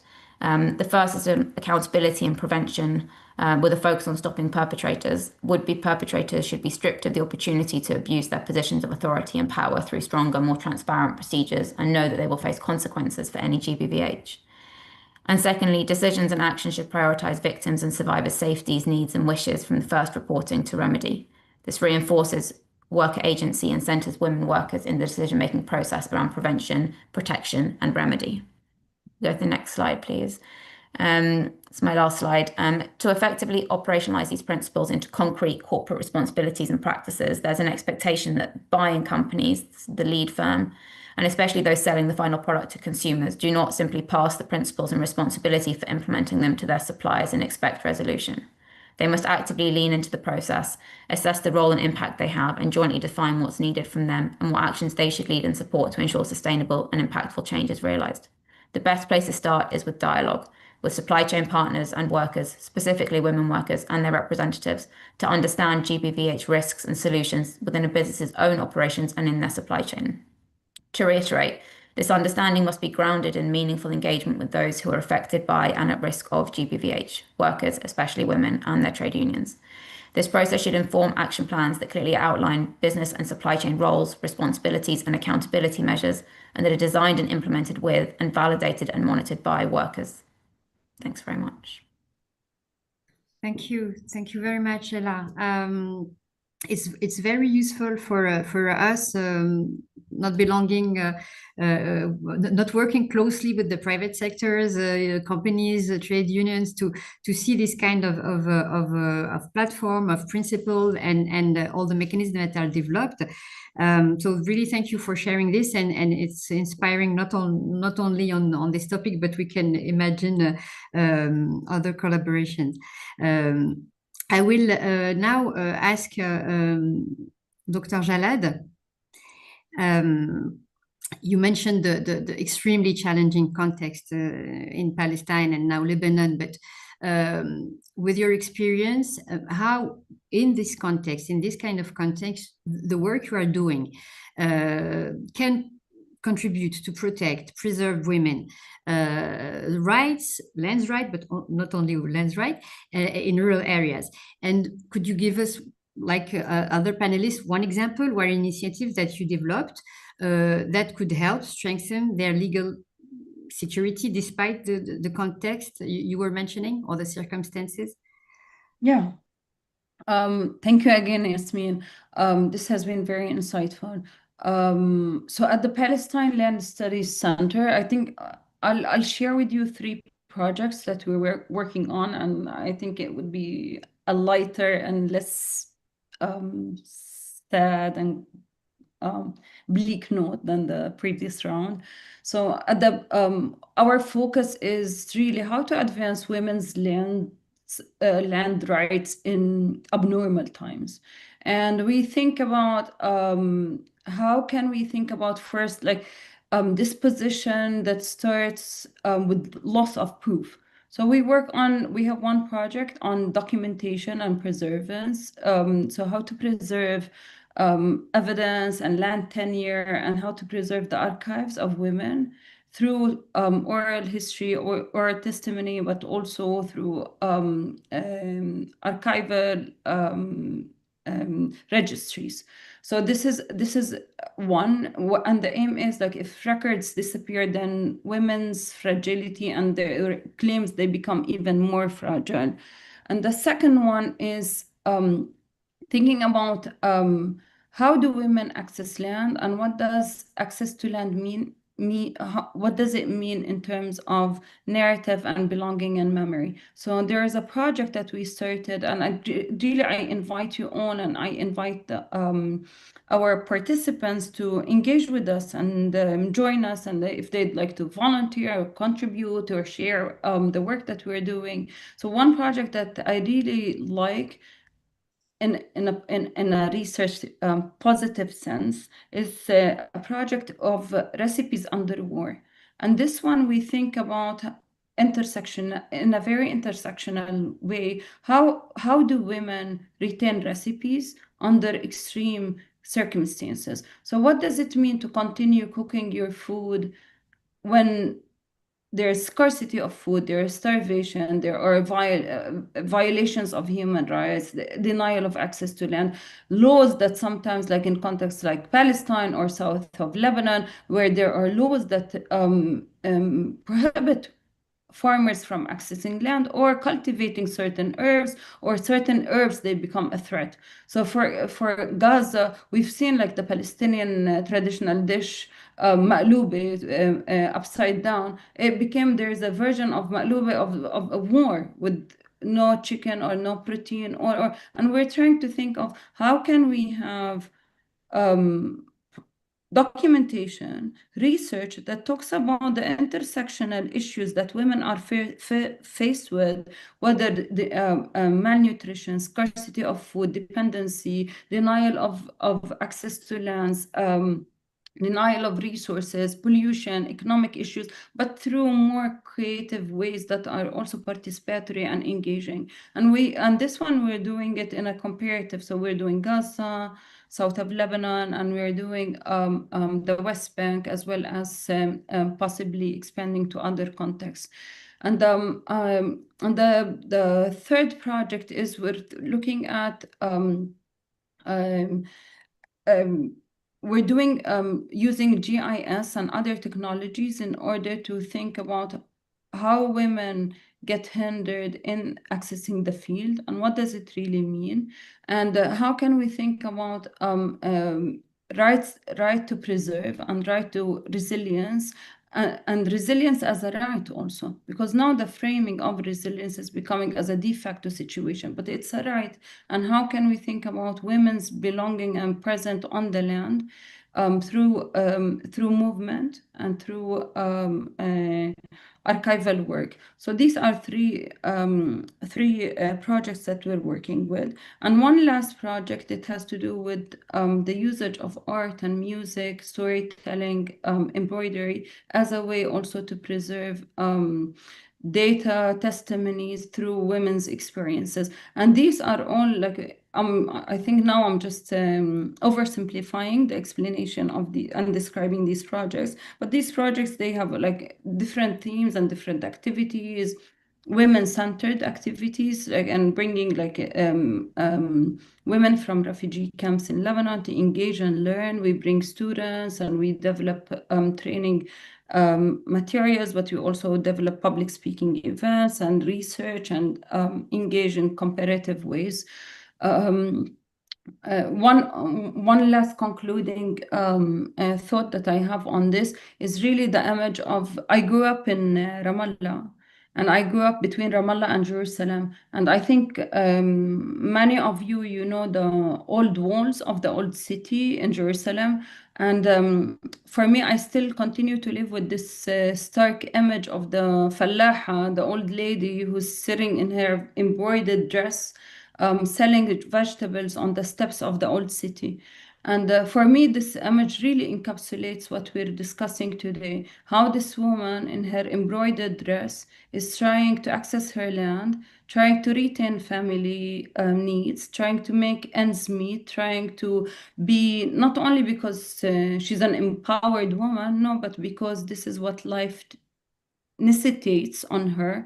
And this is the image that we're trying to think about. So we think about women's needs and priorities not as a project that is one size that fits all, but it's a project that really speaks to women's needs in their own elements and the ecosystem of needs and priorities of women.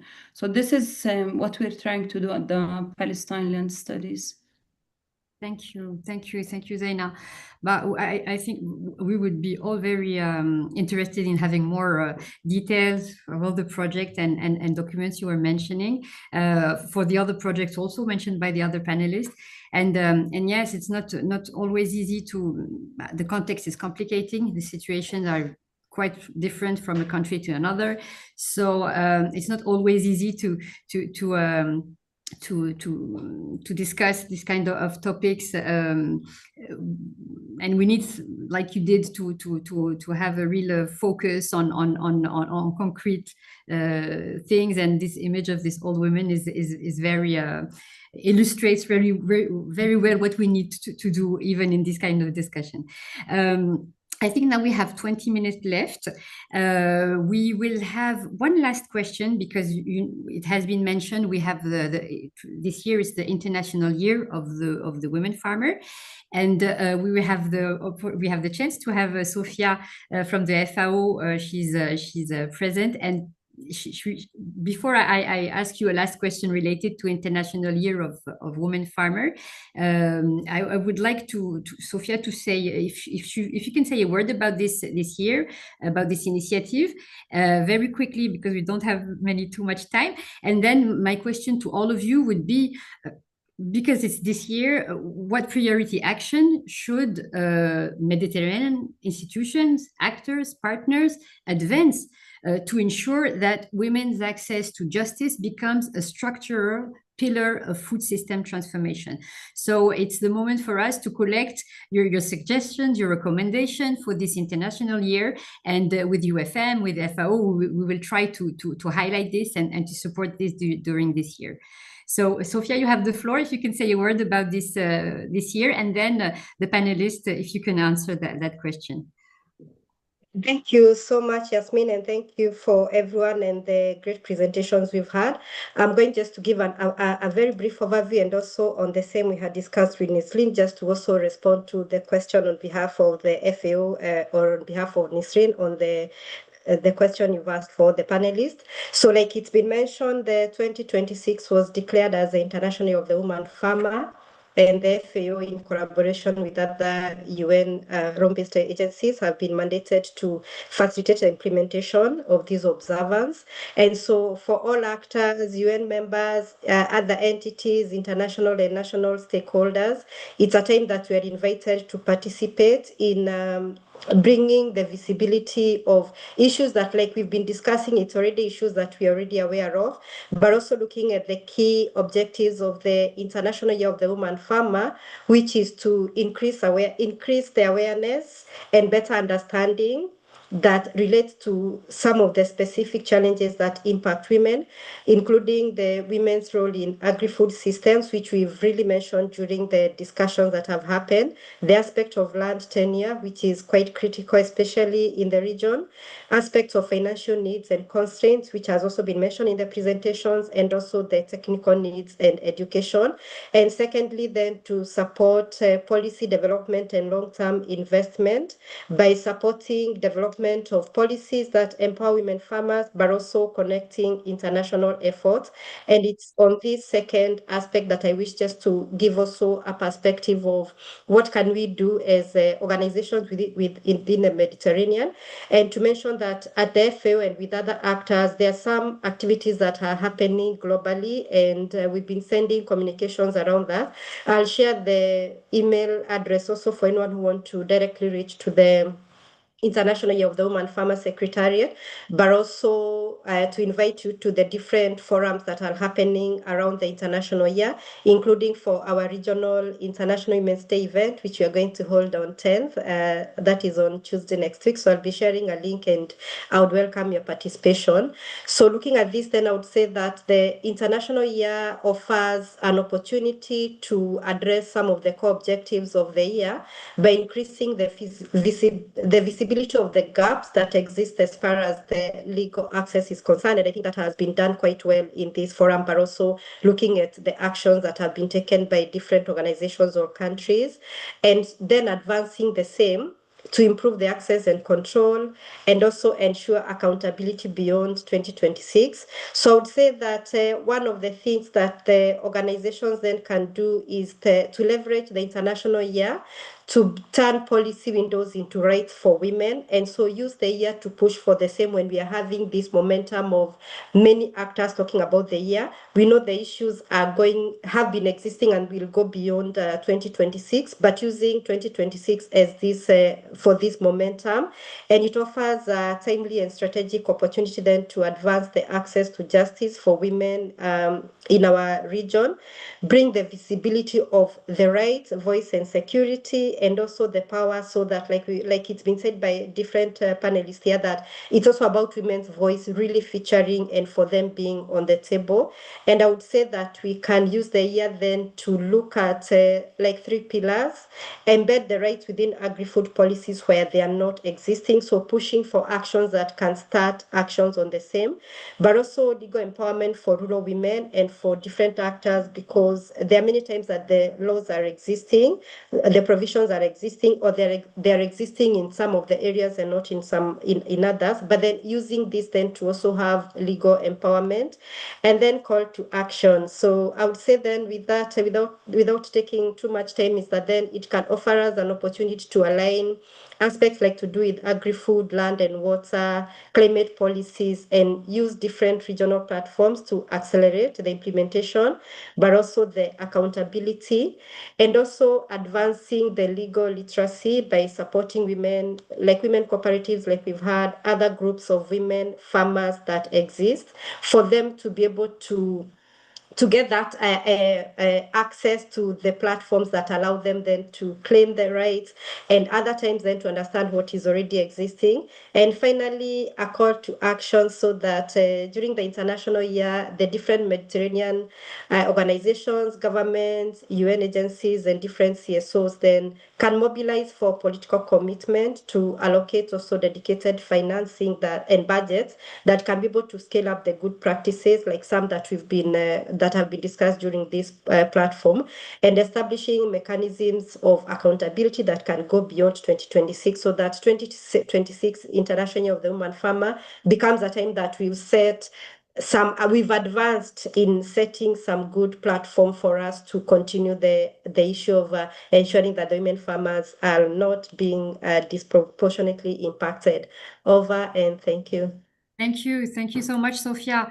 Well, we have a lot to bring home now. We have many proposal recommendations. It's a huge program. But thank you. We take good note of everything. Very quickly, one action, really one priority to the panelists. So, what could be the priority action, Gloria? If you had to highlight one action for Mediterranean institution.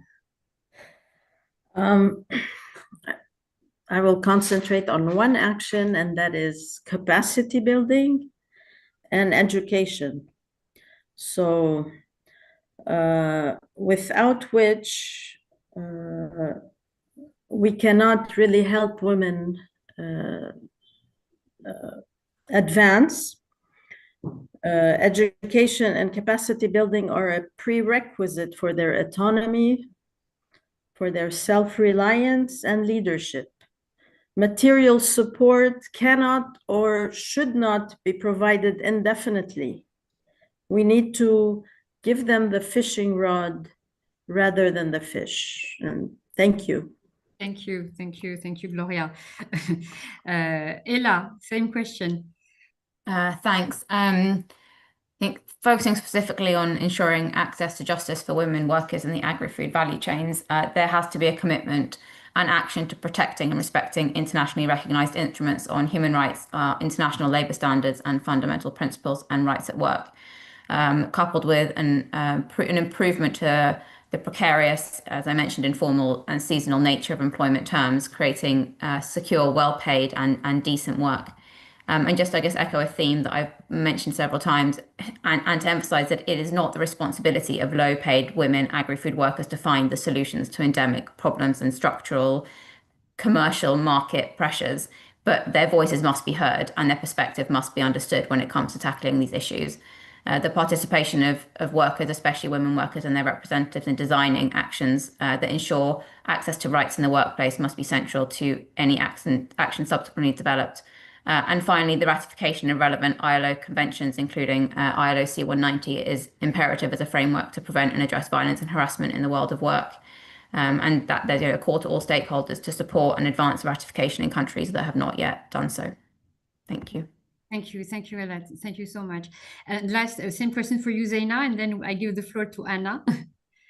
Beautiful. I think I'd like to focus on two words. One is commitment and the other one is togetherness. So I think my one priority action would be to build crisis resilient system where I think we can all come together with one commitment, thinking about how to preserve and protect women's relationship to land.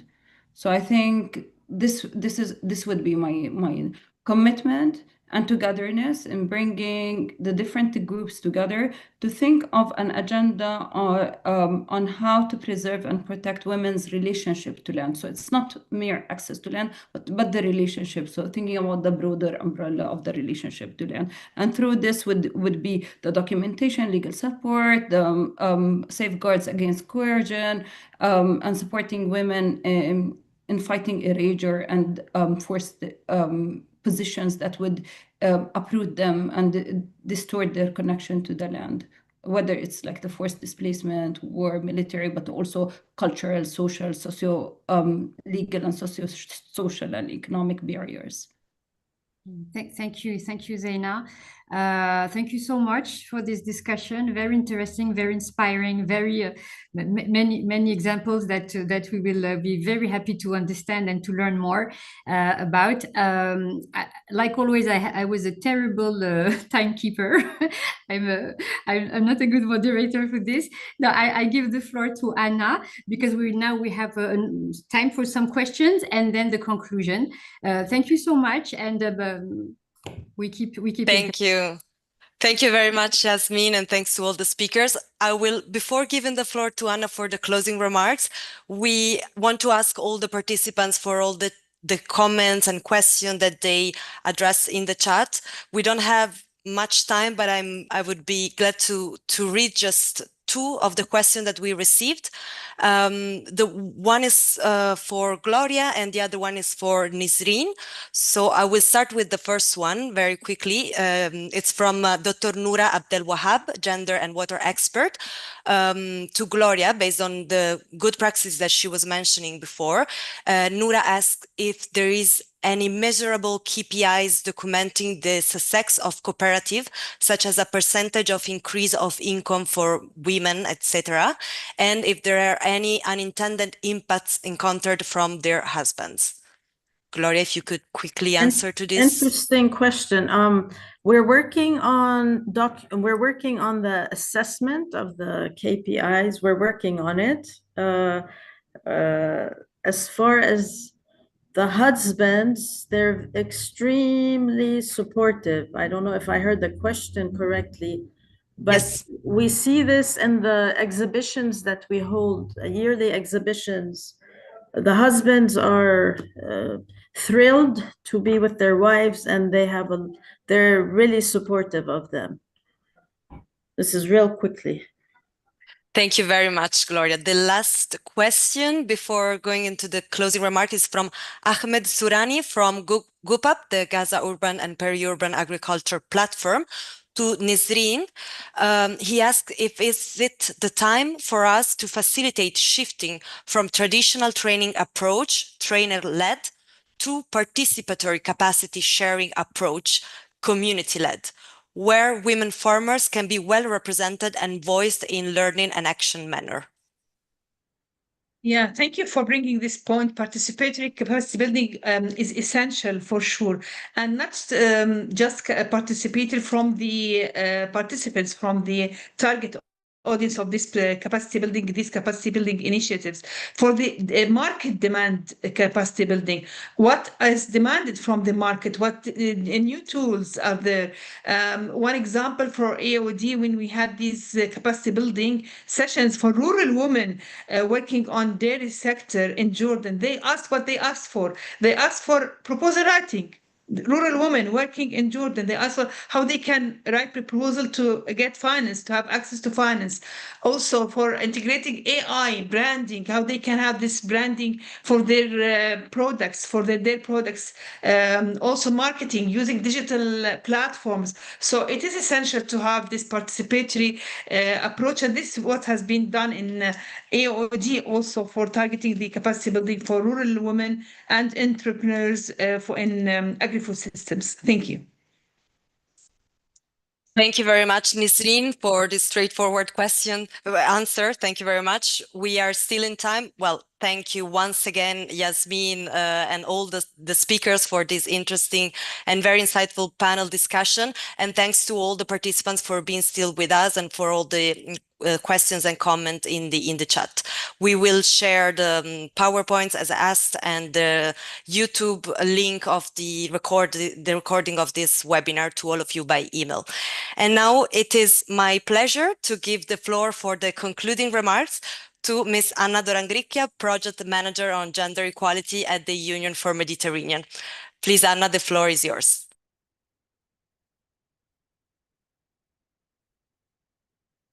Anna? Okay, yes. Voilà. Yes.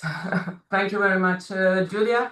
And first of all, thank you to the organizer, CM colleagues. Thank to Yasmin for proposing this webinar. It was a joint effort, but thanks a lot for all your input. Very relevant and timely webinar, I would say. Thank you to all the speakers, also from my side. Not only for their forward-looking contribution, but also for their commitment. Thank you very much. I have prepared some closing remarks, but now, after listening, all of you, I think I'm going just to share some key concepts that for us it's important to keep on board in view of the work that the UFM in collaboration with CM and with FAO, we are going to launch this year. As mentioned at the beginning, both from the Secretary General of CM and our Deputy Secretary General, the UFM, CM, FAO want to use the International Year of Women Farmers as a window for opportunity to go from policy dialogue to reform, for structural reform, because all of you have said the same today. Justice for women in agri-food system is not an option, and it implies structural reform. And to put in place the structural reform, the law, the legal framework which are in place are not enough.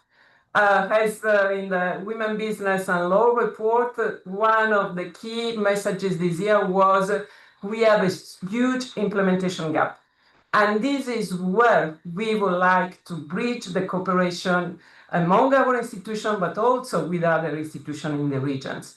And we are going to launch this year a mapping exercise to know what is in the ground already working and where are the implementation gaps. In the chat, Noah mentioned about the fact that instead of reinventing the wheel, why we don't capitalize to scale up on what also have been shared today. And I'm really happy to take on board this suggestion and this request, because our idea is to put in place a regional policy agenda where we are going to work with the policymakers, meaning with the one in charge of changing the legal framework where needed, with the implementing partners, the one that need to bridge the gap. But to do this, we want also to use what the colleagues from GUAP was mentioning, a community-led approach.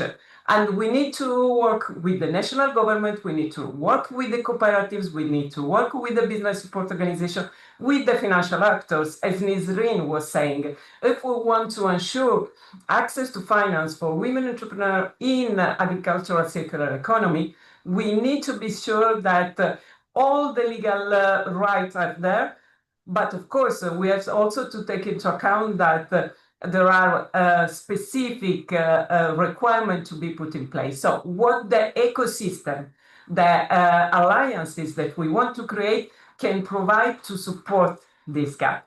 And I would like to mention a couple of words that were resonating with me today, and think with all of you.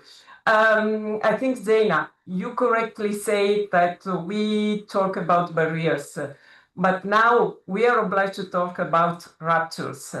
Is disruption is not anymore about only resilience, is about survival, is about keeping the memory and the track.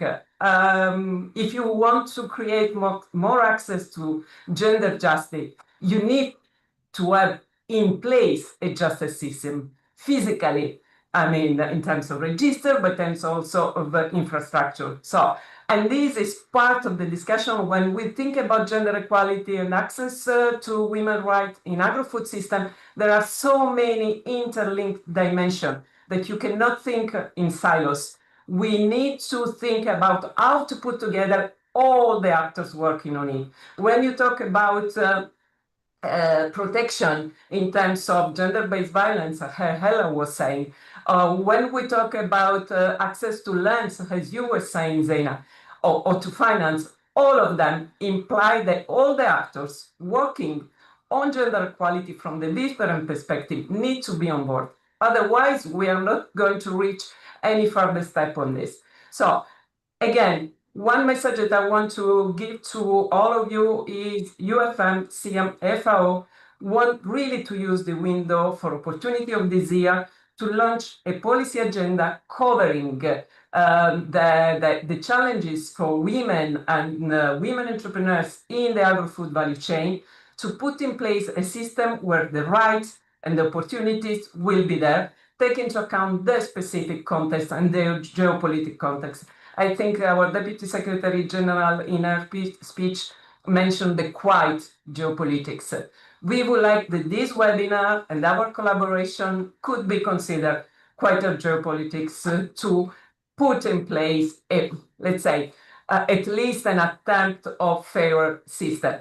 Of course, and again, law is not the only element to take into account, as Zeina was saying, especially in the system where we see, unfortunately, the international law not put in place, not respected. So for this, again, thank you very much to all of you. We will be in touch. We will follow up with you with the mapping exercise because we want to know what is going on the ground.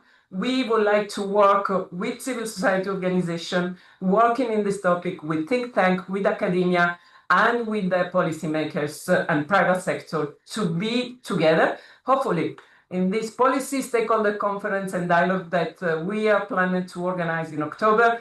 Our ambition, Zeina and Gloria, is to have it in Beirut, but inshallah, we will be able to meet you soon again.